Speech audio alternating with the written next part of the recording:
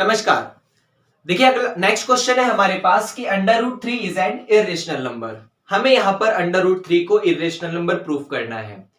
Irrational मतलब क्या था कि एक ऐसा नंबर जिसे आप फ्रैक्शन की फॉर्म में एक्सप्रेस नहीं कर सकते, एक ऐसा नंबर जिसे आप p बाई क्यू की फॉर्म में एक्सप्रेस नहीं कर सकते, या फिर डेसिमल के बाद आफ्टर डेसिमल ये ना ही टर्मिनेट होगा और ना ही रिपीट होगा। ये इरेशनल का मतलब था। तो अंडर रूट थ्री को हमें यहां पर इरेशनल प्रूफ करना है कि ये इरेशनल नंबर होगा।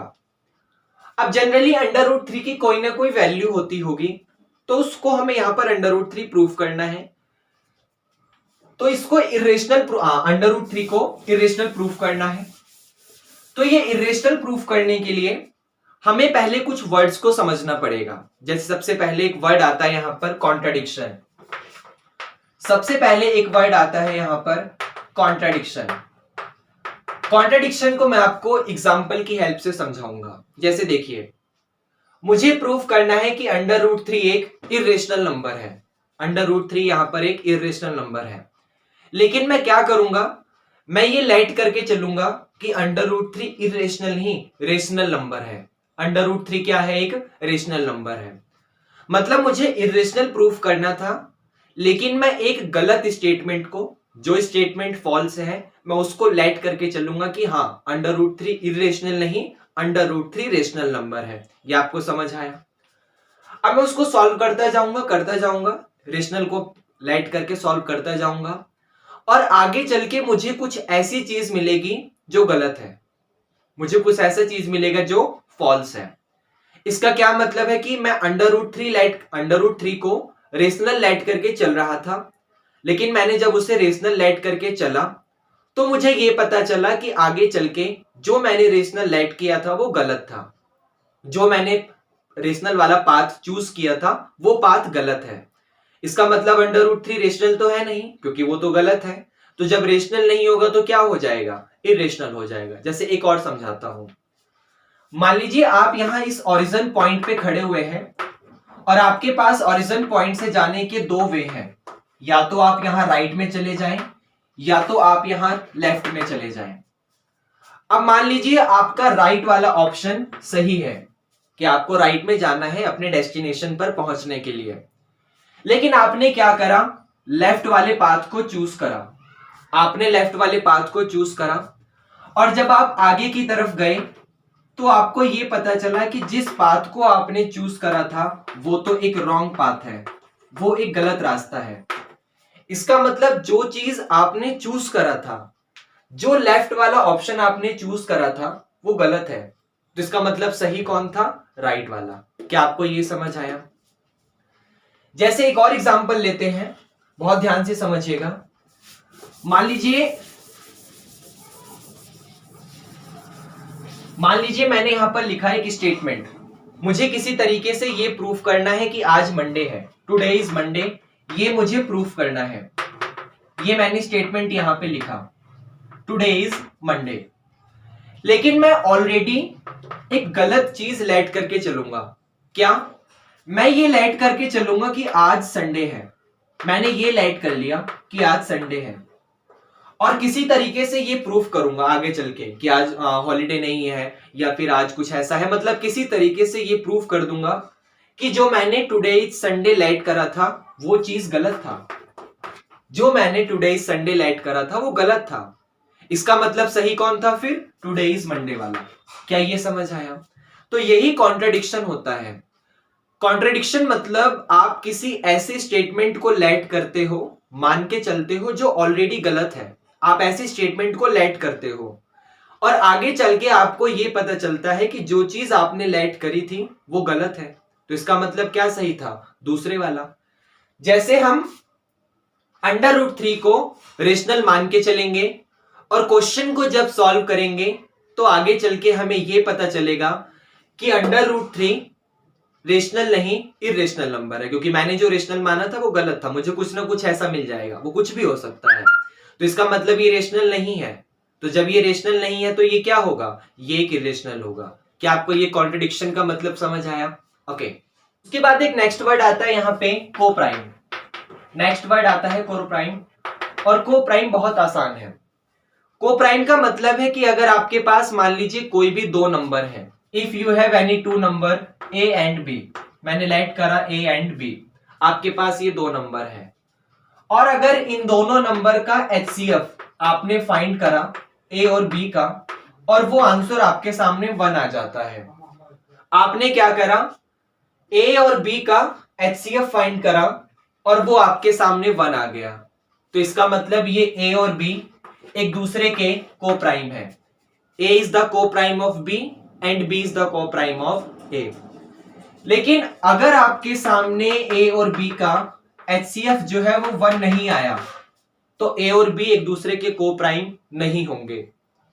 अगर उन दोनों नंबर के बीच का एचसीएफ 1 आएगा तो वो को प्राइम होंगे, अगर 1 नहीं आएगा तो वो को प्राइम नहीं होंगे। जैसे मैंने एक लिया 3 और 4, आप देख सकते हैं जब भी आप 3 4 का एचसीएफ फाइंड करेंगे तो आपको रिजल्ट 1 मिलेगा।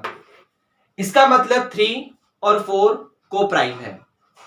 लेकिन अगर मैंने नंबर लिया 4 और 6, तो आप देखेंगे कि 4 और 6 का जो एचसीएफ है वो आपके सामने 2 है, 1 नहीं है, तो इसका मतलब 4 और 6 को एक दूसरे के को प्राइम नहीं है। कोई भी दो नंबर एक दूसरे के को प्राइम तभी होंगे जब उनके बीच का जो एचसीएफ है वो आपके सामने 1 आएगा।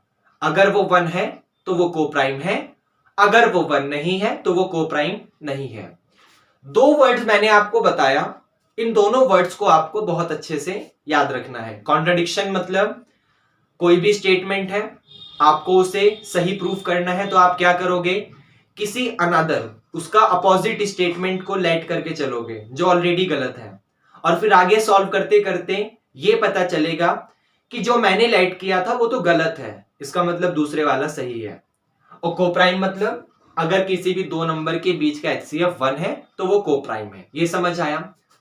अब अपने क्वेश्चन की तरफ बढ़ते हैं और इसके सॉल्यूशन को देखते हैं। तो इसके स्टेप्स को बहुत ध्यान से देखना, बहुत ध्यान से। सबसे पहले इस क्वेश्चन को हम लोग यहाँ पे कॉन्ट्रडिक्शन मेथड से सॉल्व करेंगे। तो इसका यहाँ पे लिखेंगे we will solve it by contradiction method. हम लोग इसको यहां पर सॉल्व करेंगे बाय कॉन्ट्रडिक्शन मेथड। तो कॉन्ट्रडिक्शन मेथड में किस तरीके से, ध्यान से देखिए। Let us suppose √3 is a rational number. मैंने यहां पर सपोज करा कि जो ये √3 लिखा हुआ है वो एक रेशनल नंबर है। अब क्योंकि √3 एक रेशनल नंबर है, देन तो क्या होगा, अगर √3 एक रेशनल नंबर है तो इसका मतलब √3 को p/q की फॉर्म में एक्सप्रेस करा जा सकता है, क्योंकि रेशनल नंबर वो नंबर होते हैं जिन्हें आप फ्रैक्शन की फॉर्म में, रेशियो की फॉर्म में एक्सप्रेस कर सकते हैं, जिसे p/q की फॉर्म में, डिवाइड की फॉर्म में लिख सकते हैं। तो √3 को मैं रेशनल मान के चल रहा हूं क्योंकि मैं कॉन्ट्रडिक्शन मेथड से कर रहा हूं, और कॉन्ट्रडिक्शन मेथड में एक गलत स्टेटमेंट से शुरुआत करी जाती है और फिर उसको सॉल्व करा जाता है। तो √3 रेशनल था, इसलिए √3 इज इक्वल टू p/q। जहां पर कुछ खास बातें हैं कि q कभी भी आपका 0 नहीं होगा, डिनोमिनेटर 0 नहीं होना चाहिए, वरना वो इनफाइनाइट नॉट डिफाइन बन जाएगा। उसके बाद सबसे इंपॉर्टेंट चीज यहां पे, जैसे मान लीजिए 1/2 आपके सामने एक रेशनल नंबर है, 2/4 आपके सामने रेशनल नंबर है, लेकिन कब, जब आप उसे यहां पर रिड्यूस कर सकते हैं 1/2। आपके सामने जो रेशनल नंबर लिखे होते हैं, अगर वो रेशनल नंबर नॉन रिड्यूसिबल मतलब जिसे आप ऊपर नीचे कट नहीं कर सकते, जैसे 1 और 2 को आप और सॉल्व नहीं कर सकते, आप और रिड्यूस नहीं कर सकते, तो ये नॉन रिड्यूसिबल है, तो ये रेशनल नंबर है। 2/4 भी रेशनल नंबर है, लेकिन आप उसे पहले रिड्यूस कर दीजिए, फिर जाकर वो आपके पास रेशनल नंबर बन जाएगा। आप समझ रहे हैं। 3/9 एक रेशनल नंबर है, क्योंकि आप उसे जब रिड्यूस करेंगे तो वो 1/3 ही आ जाएगा। समझ रहे हैं। 4/12 आपके सामने एक रेशनल नंबर है, क्योंकि आप उसे रिड्यूस करेंगे तो वो 1/3 आ जाएगा। मतलब रेशनल नंबर की एक खास बात होती है कि उसके न्यूमरेटर और डिनोमिनेटर में आप उसको और रिड्यूस नहीं कर सकते। और रिड्यूस नहीं करने का मतलब जब आप उसके न्यूमरेटर और उसके डिनोमिनेटर का, numerator denominator 7/6 numerator denominator, 8/9 numerator denominator, मैं उन नंबर्स को लिख रहा हूं जो नॉन रिड्यूसिबल है, जिसे आप और रिड्यूस नहीं कर सकते। अगर वो और रिड्यूस हो सकते हैं तो आप उसे कैंसिल कर दो, आपके सामने वही वैल्यू आ जाएगी नॉन रिड्यूसिबल वाली। समझ रहे हैं आप? तो रिड्यूसिबल को जब आप नॉन रिड्यूसिबल में कन्वर्ट कर देते हैं, पूरा कट कर देते हैं, तब वो एक रेशनल नंबर बन जाता है। ये बहुत बेसिक सी बातें हैं, बहुत बेसिक सी, बहुत डीप की बातें हैं। तो आपके सामने जो भी रेशनल नंबर होता है, उस रेशनल नंबर का हमेशा न्यूमरेटर और डिनोमिनेटर को आप और ज्यादा रिड्यूस नहीं कर सकते, और ज्यादा उसको कट नहीं कर सकते। इसका मतलब जब आप उससे और रिड्यूस नहीं कर सकते तो उनके बीच का HCF क्या होता है? 1 होता है। ये थोड़ी सी डीप की बात है। जो आपके सामने रेशनल नंबर गिवन होते हैं, उन रेशनल नंबर में न्यूमरेटर और डिनोमिनेटर के फ्रैक्शन, सॉरी डिनोमिनेटर का HCF आपके सामने 1 आता है। ये समझ आया आपको? तो वैसे ही √3 को मैंने P/Q की फॉर्म में लिखा है, जहां पर Q 0 नहीं है। और सबसे इंपॉर्टेंट लाइन लिखने वाला हूं कि यहां पर P एंड Q आर को प्राइम। यहां पर P और Q जो है वो दोनों को प्राइम है। को प्राइम का मतलब इनके बीच का जो HCF है, P और Q के बीच का HCF, वो 1 है। वो क्या है? 1 है। इसका मतलब P और Q के बीच में कोई भी कॉमन एलिमेंट नहीं है, कोई भी कॉमन एलिमेंट नहीं है। तो यहां पे लिख देते हैं कि means HCF of P and Q is equal to 1। HCF of P and Q is equal to 1। अब बहुत ध्यान से देखना। अब √3 इज इक्वल टू P/Q है। सॉल्व करो इसको। तो एक काम करो, दोनों तरफ स्क्वायर कर दो। दोनों तरफ क्या कर दो? स्क्वायर कर दो। तो by squaring both side, by squaring both side, यहां पर आ जाएगा √3 का स्क्वायर 3 और P/Q का स्क्वायर मिल जाएगा P स्क्वायर और डिवाइडेड बाय Q स्क्वायर। यहां तक समझ आया? अब ये Q स्क्वायर यहां डिवाइड से इधर मल्टीप्लाई में चला जाएगा, तो 3Q square is equal to P square, ये आ गया। और ये जो 3 मल्टीप्लाई में है उसको डिवाइड में लाओ, तो ये आ जाएगा यहां पे Q square is equal to P square और डिवाइडेड बाय 3। बहुत ध्यान से समझना। पहले Q स्क्वायर डिवाइड से मल्टीप्लाई में गया और फिर 3 मल्टीप्लाई से डिवाइड में आया। अब यहां पे लिखा है P square divided by 3, P square divided by 3। थोड़ा सा सोचो, Q स्क्वायर, आपके सामने P/Q जो लिखा होता है कोई भी रेशनल नंबर में, वहां पर P और Q दोनों इंटीजर होते हैं। ये बेसिक सी बात है, आप इसे लिखें या ना लिखें वो इंटीजर ही होता है। तो Q एक इंटीजर है, तो उसका स्क्वायर भी सॉल्व होने के बाद एक नेचुरल नंबर आ जाएगा, क्योंकि स्क्वायर हमेशा पॉजिटिव होता है।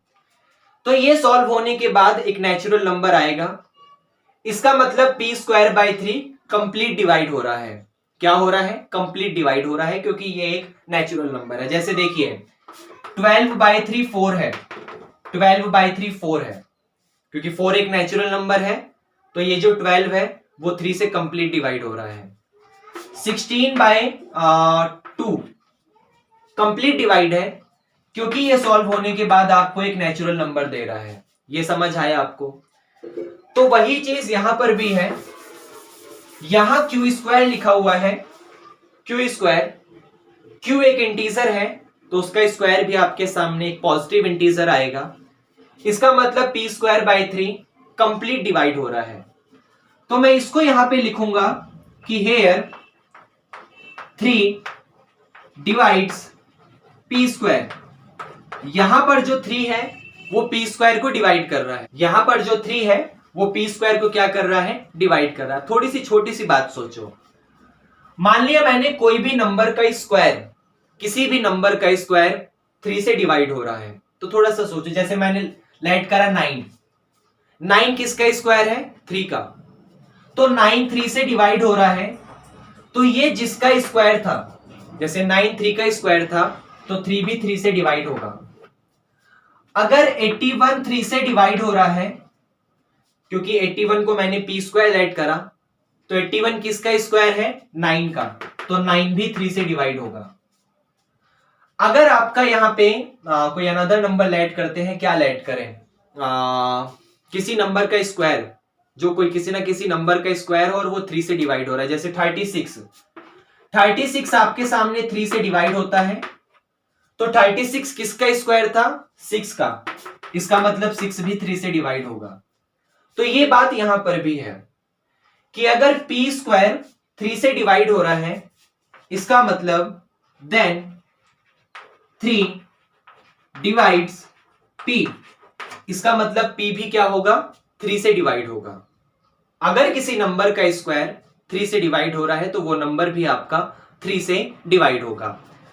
तो ये बात मैंने यहां पे लिखी है। अब थोड़ा सा सोचिए, आपके सामने p एक ऐसा नंबर है, p एक ऐसा नंबर है जो 3 से डिवाइड हो रहा है, p एक ऐसा नंबर है जो 3 से डिवाइड हो रहा है। अब कोई भी नंबर 3 से तब डिवाइड होता है जब वो 3 का मल्टीपल होता है। जब वो 3 का क्या होता है? मल्टीपल होता है। जैसे 9 3 से डिवाइड हो रहा है, तो आप 9 को 3 3 जा 9 लिख सकते हैं। 36 3 से डिवाइड हो रहा है, तो आप उसको 3 इंटू 12 लिख सकते हो। 81 3 से डिवाइड हो रहा है, तो आप उसको 3 इंटू 27 लिख सकते हो। 729 3 से डिवाइड हो रहा है, तो आप उसको 243 इंटू 3 लिख सकते हो। मतलब कोई भी नंबर अगर 3 से डिवाइड हो रहा है, 6 3 से डिवाइड हो रहा है, तो आप 6 को 3 इंटू 2 लिख सकते हो। मतलब वो 3 का मल्टीपल है, 6 3 का मल्टीपल है। यहां पे p जो है वो डिवाइड हो रहा है, p जो है वो डिवाइड हो रहा है 3 से, इसका मतलब p जो है वो 3 का मल्टीपल है। तो मैंने ऐड करा p is equal to 3r। p जो है वो 3 का कोई ना कोई r टाइम्स में मल्टीपल है। r कुछ भी हो सकता है, कोई भी आपका नेचुरल नंबर, पॉजिटिव इंटीजर हो सकता है। तो p is equal to 3r।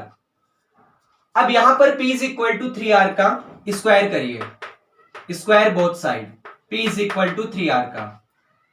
तो ये क्या हो जाएगा? p square is equal to 3r का मतलब 9 और r स्क्वायर। ये भी आपको समझ आया? अब ये जो p square is equal to 9r square है, उसको अपनी इस वाली इक्वेशन में पुट करिए, इस इक्वेशन नंबर फर्स्ट में। तो p square is equal to 9r square put in equation number first, उसको अपनी इक्वेशन फर्स्ट में पुट करिए। तो आप देखेंगे कि ये q स्क्वायर तो सेम टू सेम है, is equal to p square मतलब 9r स्क्वायर डिवाइडेड बाय 3। अब इसको सॉल्व करिए, 3 3 जा 9, तो q square is equal to आ गया 3r स्क्वायर। यहां तक समझ आया? अब बहुत ध्यान से देखना, ये 3 यहां मल्टीप्लाई में है, तो इस तरफ आके आपका डिवाइड में हो जाएगा। मतलब r square is equal to ये q स्क्वायर और ये डिवाइडेड बाय 3। अब फिर से इसका क्या मतलब है कि यहां पर हेयर 3 जो है वो डिवाइड कर रहा है q स्क्वायर को। तो फिर से वही बात कि अगर 3 q स्क्वायर को डिवाइड कर रहा है, इसका मतलब देन 3 जो है वो डिवाइड करेगा, किसको डिवाइड करेगा? वो q को डिवाइड करेगा। 3 जो है अगर q स्क्वायर को डिवाइड कर रहा है, तो 3 जो है वो q को डिवाइड करेगा। अब अपने इस वाले स्टेटमेंट को और इस वाले स्टेटमेंट को बहुत ध्यान से देखो। यहां पर लिखा है 3 डिवाइड्स p, 3 p को डिवाइड कर रहा है, मतलब p 3 का कोई ना कोई मल्टीपल है। यहां लिखा है 3 डिवाइड्स q, q जो है वो डिवाइड हो रहा है 3 से, मतलब q भी 3 का मल्टीपल है। अब p भी 3 का मल्टीपल है, q भी 3 का मल्टीपल है, लेकिन हम लोगों ने यहां देखा था कि p और q को प्राइम है, क्योंकि उनका HCF यहां पर को प्राइम की वजह से 1 आ रहा है। 1 आने का मतलब वो किसी भी उसके बीच में कुछ भी कॉमन नहीं है, उनके बीच में वो 1 के अलावा ना ही 2 के, ना ही 3 के, ना ही 4 के, ना ही 5 के, किसी के मल्टीपल नहीं है। लेकिन यहां पर आ रहा है 3 डिवाइड्स p और यहां आ रहा है 3 डिवाइड्स q, मतलब p भी 3 का मल्टीपल है और ये वाला q भी यहां पर 3 का मल्टीपल है, ये आ रहा है यहां पे। तो p भी 3 का मल्टीपल, q भी 3 का मल्टीपल, मतलब p और q के बीच में कम से कम 3 तो कॉमन है। और हम लोग यहां क्या लेट करके चले थे कि p और q के बीच में कुछ भी कॉमन नहीं है, इसलिए तो उसका HCF यहां पे 1 है। अब ध्यान से देखना, हम लोगों ने एक गलत चीज लेट करी थी, क्वेश्चन को सॉल्व करते गए और आगे चल के हमें पता चला कि जो चीज हम लेट करे थे वो गलत था। हम जो यहां पर मान के चले थे कि p और q का HCF 1 है, कॉमन एलिमेंट 1 है, वो गलत माना था, क्योंकि यहां पर तो p और q का कॉमन एलिमेंट 3 आ रहा है। ये समझ आया? तो इसका मतलब जो चीज हमने लेट करी थी वो गलत है, तो इसका मतलब सही कौन था? दूसरे वाला। दूसरे वाला मतलब √3 रेशनल नहीं है, तो रेशनल का अपोजिट क्या होता है? इरेशनल। इसका मतलब √3 इरेशनल है। तो आप लोग इसे ऐसे लिखोगे, this is contradiction, this is contradiction, ये एक कॉन्ट्रडिक्शन है। सो √3 इज एन इरेशनल नंबर, इसलिए √3 यहां पर एक इरेशनल नंबर हो जाएगा। एक बार और समझिए, हमें √3 को इरेशनल प्रूफ करना था, तो मैं यहां पर लेट करके चला बाय कॉन्ट्रडिक्शन मेथड कि √3 एक रेशनल है, क्योंकि वो एक रेशनल है तो उसे p/q की फॉर्म में एक्सप्रेस करा जा सकता है, जहां q 0 नहीं होगा और p और q को प्राइम होंगे। को प्राइम का मतलब उनका HCF 1 होगा। अब यहां पे मैंने इसका स्क्वायर करा तो 3 इज इक्वल टू p²/q², पहले q को यहां मल्टीप्लाई में और फिर 3 को यहां डिवाइड में। अब p²/3 लिखा था तो 3 डिवाइड कर रहा है p² को, तो 3 डिवाइड करेगा p को, क्योंकि q² आपके सामने एक पॉजिटिव इंटीजर है। Let p is equal to 3r। अब 3 डिवाइड कर रहा था p को, कोई नंबर 3 से कंप्लीट डिवाइड होता है जब वो 3 का कोई ना कोई मल्टीपल होता है। तो मैंने लेट करा p is equal to 3r, p जो है वो कोई ना कोई 3 का मल्टीपल है r टाइम्स में। दोनों का स्क्वायर करा, ये मिला, उसको उठाकर फर्स्ट इक्वेशन में पुट करा, सॉल्व करा, ये स्टेटमेंट आ गया। अब यहां पे q² 3 से डिवाइड हो रहा था तो q भी 3 से डिवाइड होगा। p और q दोनों 3 के मल्टीपल हैं। यहां मैं लेट करके चल रहा था कि p और q का कॉमन 1 है, जो कि बात गलत है, तो दिस इज कॉन्ट्रडिक्शन, ये कॉन्ट्रडिक्शन है, जिसकी वजह से √3 एक इरेशनल नंबर हो जाएगा। क्या आपको ये समझ आया? ओके।